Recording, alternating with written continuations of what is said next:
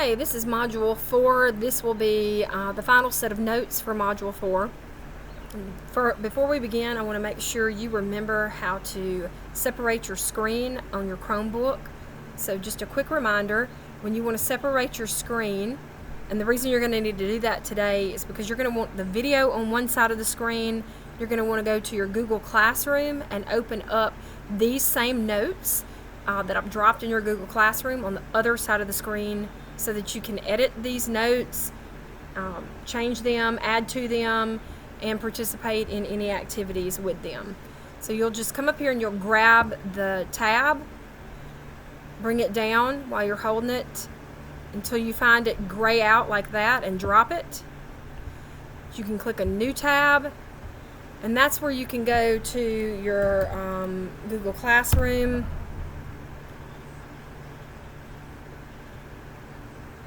And from here, you'll just go in and find your notes that I've dropped. I haven't dropped them yet, but they'll be there when you go in to look for them. And then you're just going to grab that tab, pull it over, grayed out, drop it in, and now you can work in both tabs. You have to click in that side to work in it. So I have to click in it to work in it. Okay, so now you know how to open two tabs. So let's get to the video. If I want to make it full screen again, I can by clicking on the maximize button. You're going to want two tabs so that you can work on your notes. Please make sure that you are taking notes. Take a moment to pause this video while you grab you some scratch paper and something to write with, because you'll have a couple of activities that you're going to need scratch paper for. So pause the video, grab some scratch paper, something to write with. Make sure you have both tabs open so that you can take notes. When you are ready, come back to this video.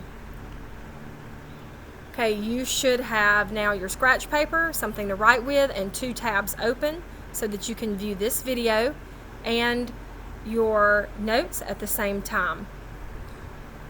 Our first activity, convert the following measures to metric units. So I'm going to go ahead in presentation mode.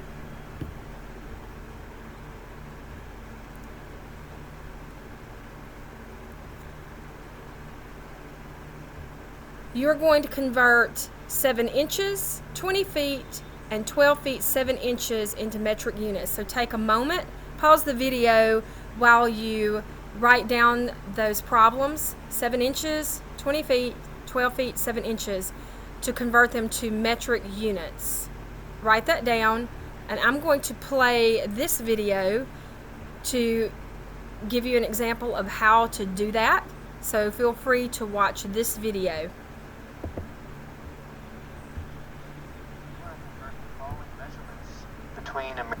We want to convert the following measurements between American or Standard and the metric system. Here we want to convert 16 inches into centimeters, and we'll do this by multiplying by a unit fraction.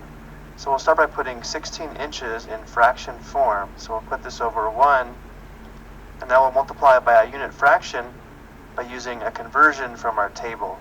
Notice how this first row gives us a conversion from inches to centimeters. And since we're converting to centimeters, we don't want inches in our answer, so we're going to put inches in the denominator and centimeters in the numerator. Notice how inches will simplify out. And the conversion is 1 inch is equal to 2.540 centimeters.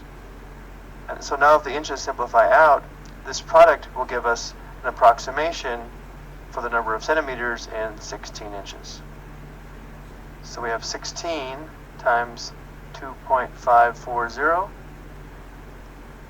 and the directions tell us to round to the nearest tenth, so this will be approximately 40.6 centimeters. In the second example, we want to convert 25 meters to feet. Notice how for this conversion we actually have two choices. We could use this conversion here that converts 1 foot to meters, or we have this conversion here that converts 1 meter to feet. It doesn't matter which one we use, it just depends on how we set it up with our unit fraction. So let's write 25 meters as a fraction. Now we do have to have meters in the denominator if we want them to simplify out, and we'll have feet in the numerator. And since normally we prefer to multiply rather than divide, I'm going to use this conversion here that says 1 meter is approximately equal to 3.281 feet. If I use this conversion here, notice how we'd have the decimal in the denominator, which would be fine if we're using a calculator, but if we were doing this by hand, we would definitely prefer to multiply. Notice how the meters simplify out. We'll go back to the calculator, and we have 25 times 3.281. So 25 meters is approximately 82.0 feet rounded to the nearest tenth.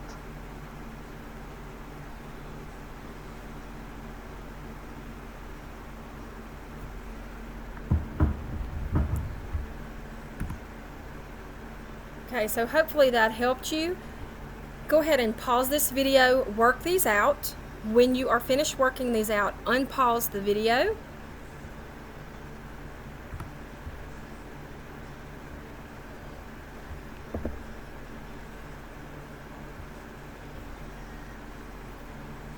Okay, while this is loading, the next step, we're going to check our answers. So you should have your answers to this activity. We want to... Okay, so check your answers to this activity. There they are. And these are your conversion answers. Pause the video if you need an extra minute. I'm going to move on. You can message me on Google Classroom if you had any issues or need help with those conversions. Okay, our next note is on dimension drawings. That's section 1.5. 1.5. I do want to mention one thing with our metric equivalents before I go into this. He showed you the equivalent chart on that video, the equivalency chart, giving you things like 1 meter is equal to 39.37 inches. When you're on a construction job and you are either estimating the cost of that job or you're estimating the amount of materials to order, in school you've been taught that you can always round. So like taking that 39.37 inches, you might just leave that at 39 inches. But if you're estimating the cost of a job or the cost of materials, you actually do not need to estimate. That can cause a lot of trouble in estimating materials or cost of materials.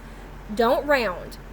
Just use the full number, the full decimal point, because you need to get an exact amount of materials or your best estimate, which is going to include those decimal numbers. You could end up underestimating the cost of supplies or the amount of materials that you need. So do not round when you are estimating the cost of materials or the amount of materials that you need on a construction job. Okay, so just throwing that in there for you. Dimensions on drawings. So dimensions on drawings, they're going to indicate your actual sizes, distances, measurements, and you'll notice how they are indicated here by these lines. You've got your outside to center, center, so this is on the center of that stud, center to center, from the wall to the wall, or even from the outside to the outside. And dimensions are noted in full scale.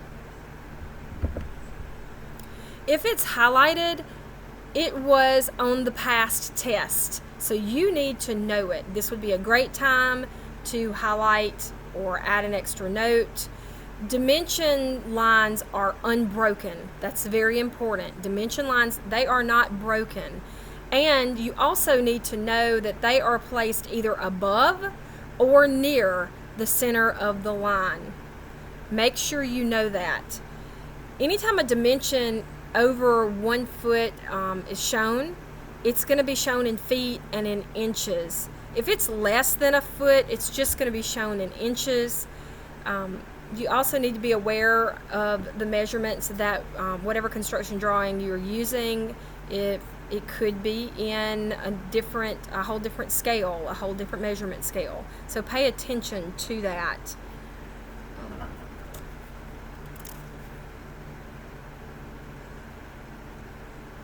So one thing I want to note on this, and I'm looking at my notes as I'm talking, so you'll hear me pause every once in a while just to make sure I cover everything that I need to. Rectangular room sizes. When we hear rectangular rooms, that should trigger the thought about area, and they're going to be shown in width and in length, and it's usually going to be listed near the room name. Some other important things to know about dimensioning and dimensions on drawings. If you look down here, dimensions that can't be shown directly on the floor plan because of their size, they're placed at the end of leader lines. If you don't know what a leader line is, you need to go back to your trade terms. And stairs. When you see stairs dimensioned on a plan, the number of risers is placed on a line with an arrow indicating either up or down. And that should make sense to you. Sometimes a building is going to have lots and lots of stairs. You can't draw all of those risers in on a plan. So they're going to add that number of risers in there. And then architectural dimensions, they're always going to give you the actual size of the building regardless of the scale drawings.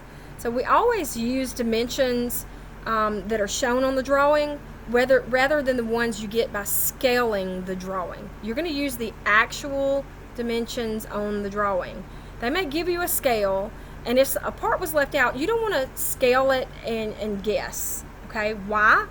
Because this is a legal document. A construction drawing is a legal document, and you as the contractor or the carpenter, you're going to be held responsible for any scaling mistakes that you make. Sometimes when they print reproductions, the whole method of printing reproductions of these construction drawings, they can either slightly enlarge or slightly reduce these drawings, and that can also lead to errors. So just remember, it's a legal document. If you have questions, you need to contact the company. Look in the title box, look in the revision box. They have contact information. You don't scale it yourself, you ask. Okay? There's going to be a drawing on the next slide where you need to identify the 4 elements. I want you to find the building outline, the storm sewer, the building elevation, and the property line. And I'll repeat those for you. Okay, so take a look. Take a moment, stare at this, see if you can find the building outline. Looking for the building outline. Think you found it? Here it is.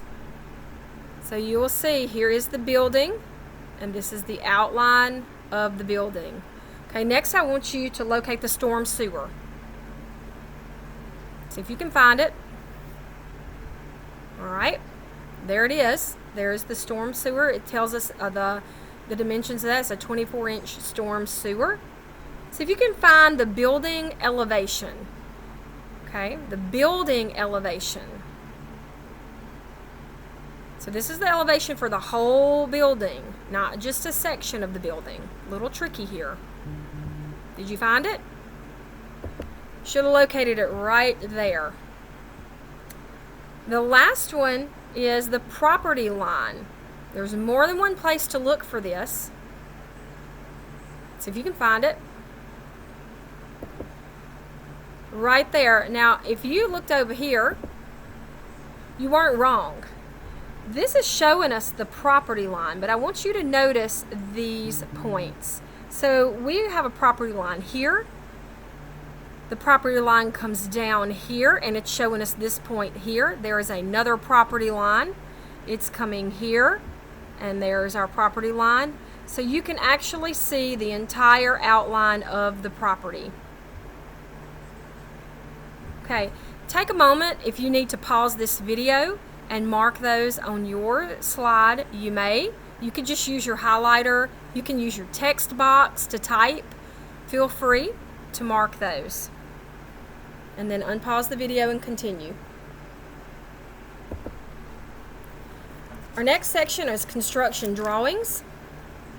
Construction drawings are going to convey to your carpenters and your other craft workers like your plumbers, your electricians, your HVAC, the information they need to construct the specific structures. You're also going to use specifications, and it's going to fully describe what you're building. So it's very important that we interpret these drawings correctly. Very, very important. There are several different kinds. If you will just notice down here, just read through these. I'm not going to read to you. Just notice the different types of drawings that are assembled into a set. So you will have an entire set of construction drawings, and all of these can be in the set. We talked about your title sheet last year when we were studying construction drawings. Your title sheet, it's going to give you the index, abbreviations, the symbols and their meanings, and other project data. It is a very important piece of information. We also looked at your title block last year, so this is a refresher. Title block is going to give you the name of the firm that prepared the drawings. This is going to be important if you have some of that information that was missing and you need to scale something. The owner's name, the address and the name of the project, locator information, and much more. The revision block is super important. If there have been any revisions to the drawing, you're going to want to use the most up-to-date version of that drawing. If revisions have to be made, this is where they are recorded with the date and the initials of the person making the revision. We also have plan view drawings. Plan view drawings are going to show us the structure from, like we're looking above it and looking down on it. So plan view. Okay. It's going to give us a picture of the overall construction site, including like the foundation and the floor plans.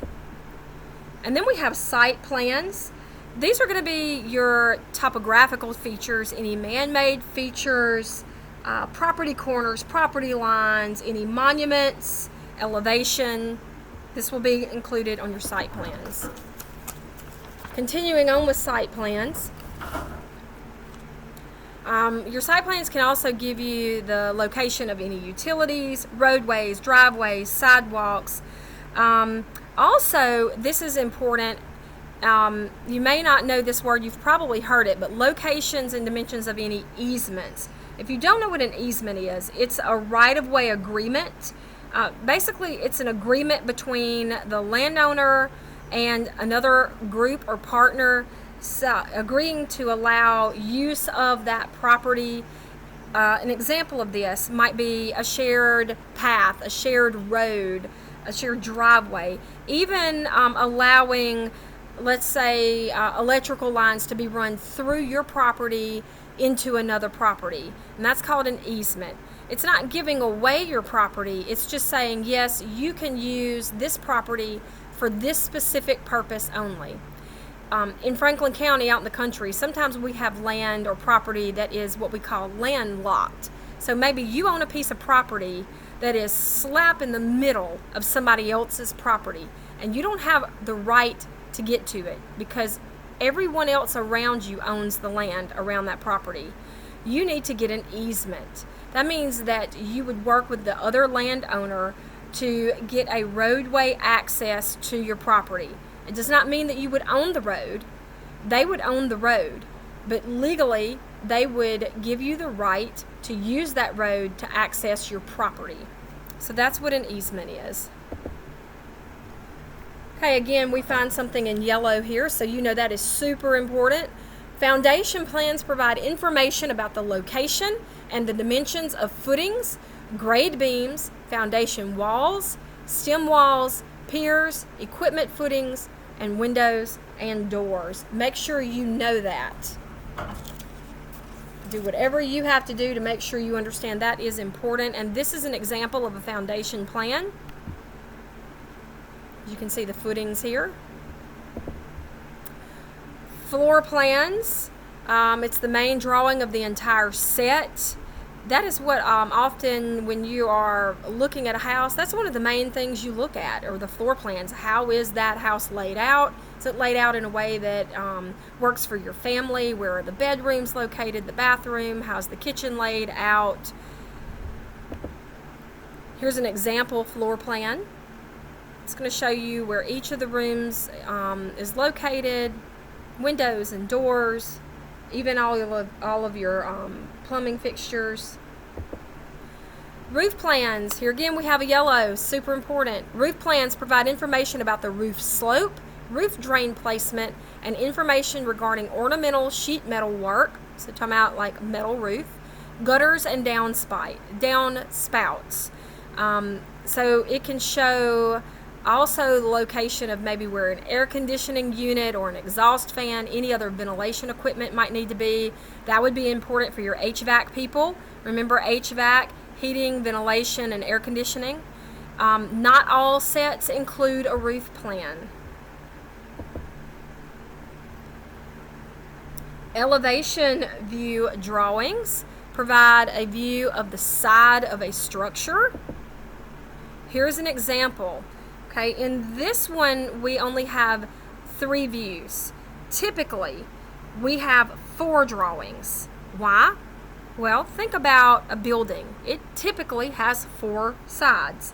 So unless one or more of the sides is completely identical, an elevation view is going to show us all 4 sides. The information found on elevation drawings is as follows. You can read that. Those are the things you'll find there. Labels that you will see on the exterior, the outside of elevation drawings. You're really going to see, the main thing you're looking for is, hey, what is the front? Which one is the right side, the left side? Where is the back of this building? Often it'll be designated with a compass direction, north, south, east, west. Then you can have an interior elevation drawing. This is important for features when it has features like a fireplace inside of it. Okay, moving on to section drawings. And they're going to show interior features of a wall or another structural feature. So just imagine looking at this like a cut has been made through the feature. And the location of the cut and the direction of the section is to be viewed as shown on the plan view, excuse me. So here are some more examples of section drawings. So you can see that's a wall section. Detail drawings are enlargements. So it's just a blown up section or a blown up drawing. Moving on to schedules. Schedules are tables. Just remember that. When you see schedule, think about a table. And it's going to describe and specify various types of construction materials that are used in buildings. The most common are right here, the door, window, and finish schedules. So let's look at a schedule. Here's a door schedule. When you look right here, we see door 2668. So if you come over here and you can see here's our door 2668, and it will tell you everything you need to know about that door. The height, the width, the thickness, the type of material. This is supposed to be an ash door made out of wood. That's what you're going to see on a schedule. Here is a finish schedule. So this gets down to the fine details. We can look at what room we have and what finishes. We know that in the entryway, we're supposed to have ceramic tile. In the hallway, we're supposed to have carpet. And we can go on and find out more and more about the finishes of these rooms. Structural drawings. Our structural drawings are showing requirements. What is required for the structural elements of this building? Look at the details that are included here. You have the heights of the finished floors and walls, the height and bearing of bar joists and steel joists, location of bearing steel materials, and so on, even where the stairways are. Our MEP plans. What is MEP? It is mechanical, electrical, and plumbing. So you're going to have those plans included. When you take a look at the plumbing plans, that is just going to be your layout of your water supply and sewage.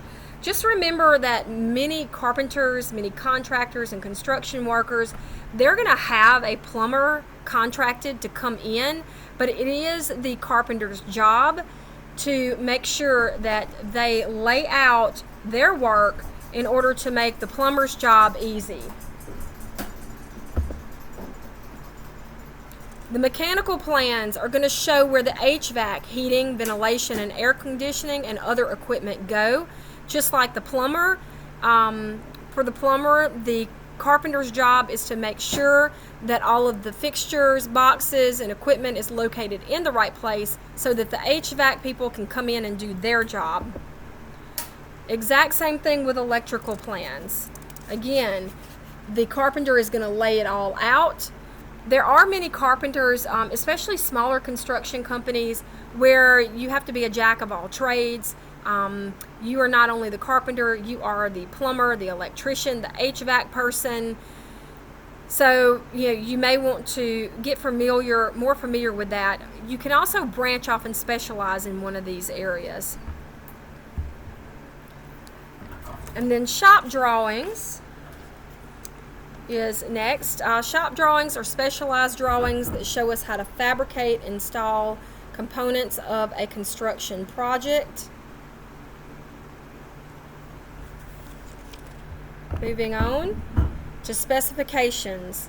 All right, we're going to pause right here and we'll pick up on specifications in our next lesson.